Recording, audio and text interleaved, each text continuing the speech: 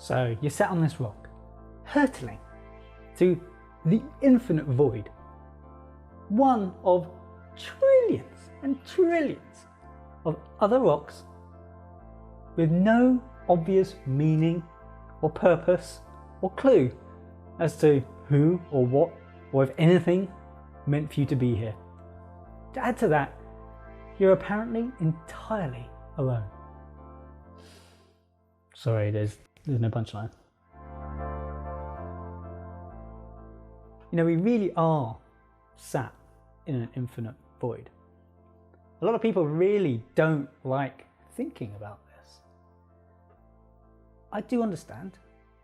I think anything that starts to even feel like a potential nihilistic view of existence can really undermine everything you've worked for or anything you may hope to happen. I think the universal timeframes and even like the size of things we talk about, it's so far detached from our little time frames of our existence that the reality is none of this should really affect you too much, but you can't help it, because the idea that you are here as an accident potentially, or that anything that's happening in your life is almost like some sort of cosmic joke, doesn't sit easy with people. On the other hand, maybe the idea that it's all for nothing, or that in the end it's just all going to be gone, or maybe it's just that people can't even think or imagine, they truly understand that they're sat on a little rock in our solar system, in our galaxy, in a galaxy cluster. I mean, we can just keep going. It's a very hard thing to truly understand and just even understand the scale at which we exist in our universe. I think if you grew up and you didn't have any kind of real strong faith in your family, and I mean genuine, religious description and explanations for existence, then it can feel a little nihilistic. It's hard to really understand and get your head around and find answers. I grew up in a faithless family. This was a scientific upbringing essentially, and so I was left to just ponder and think.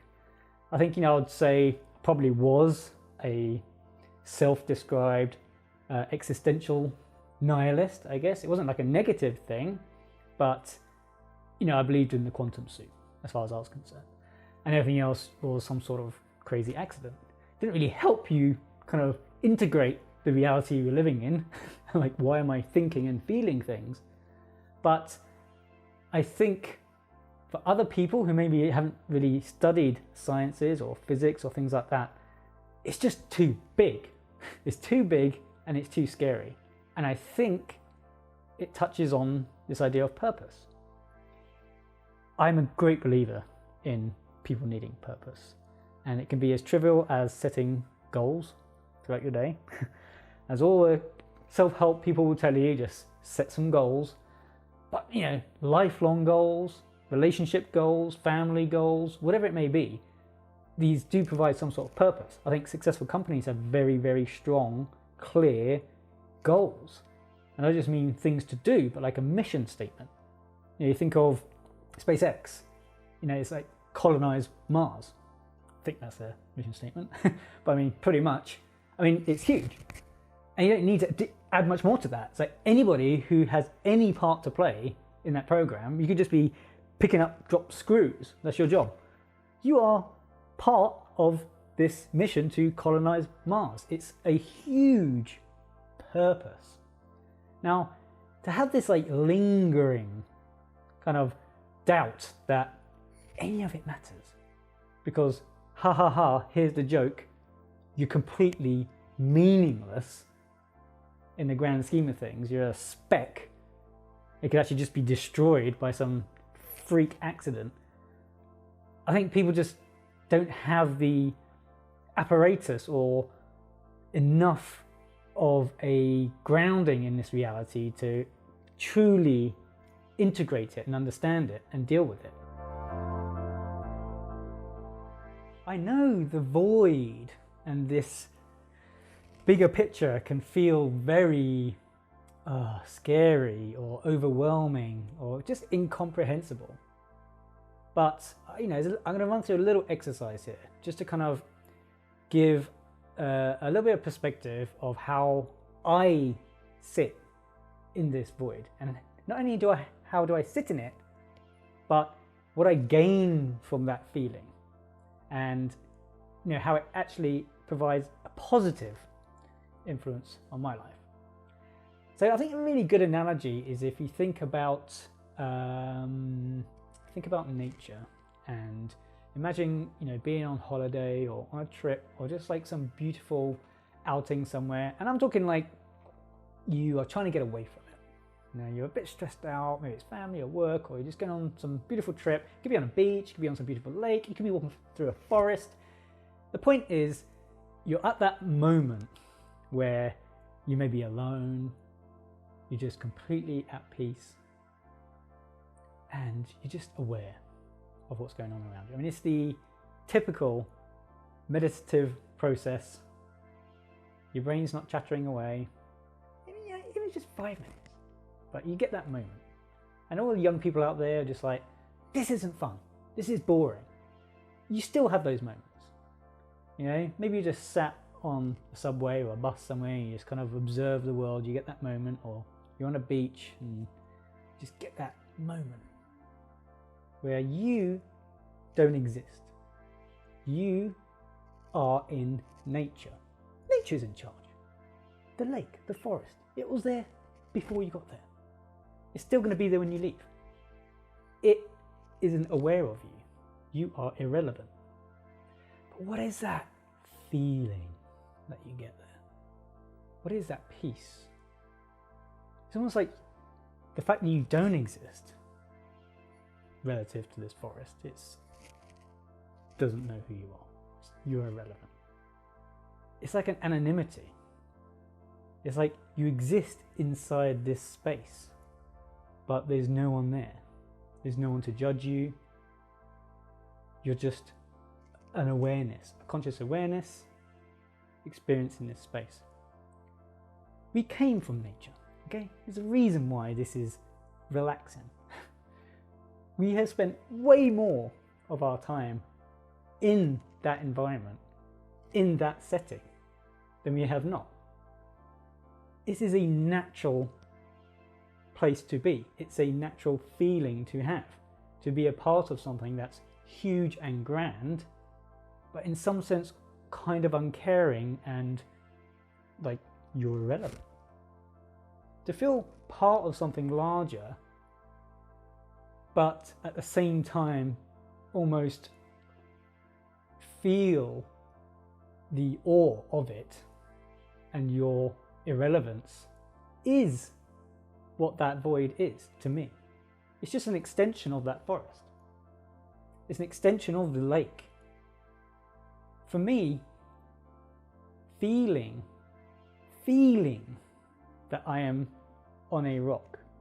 I mean, I quite literally am aware I'm on a rock in space. And I mean, I talk about this a lot. People around me just probably heard it too much and it's just like some cliched thing now, but that feeling to me is a grounding meditative process, because I know we've emerged from the quantum soup. It may be an accident, who knows? Maybe it's all a simulation, maybe it's a game, maybe it's just a freak bit of physics. Regardless, it's irrelevant, because essentially it is beautiful. The forest is beautiful, the lake is beautiful, it's calming. It doesn't care about you. There are no feelings there. You create the feelings, you create the narrative. So to be floating on this rock in space, how do I even use that? If I'm getting stressed or emotional or you're just really caught up with things in work, which happens. You're just busy. I'm not some sort of Buddhist monk or some transcendental meditator. Like I have flaws like everybody, and getting caught up in this, sometimes you just catch yourself. And maybe some people have that little meditative process they have and count to 10 or actually literally go and do some meditation.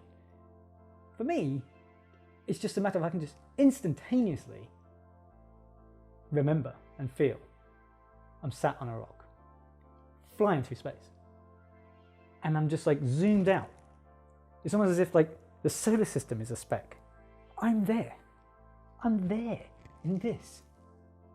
And the feeling is like I'm on a calm lake.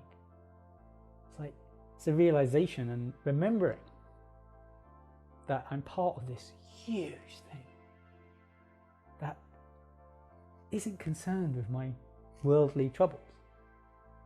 It really helps put things in perspective for me. And again, not in a negative, nihilistic sense.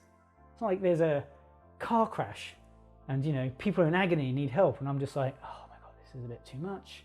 I'm just in space. Of course not.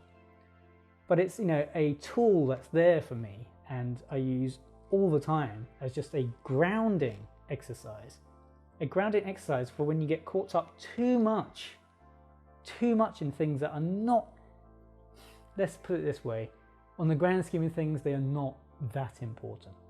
Trivial things, stresses that don't need to be stresses, pressures that are, you know, contrived in the grand scheme of things.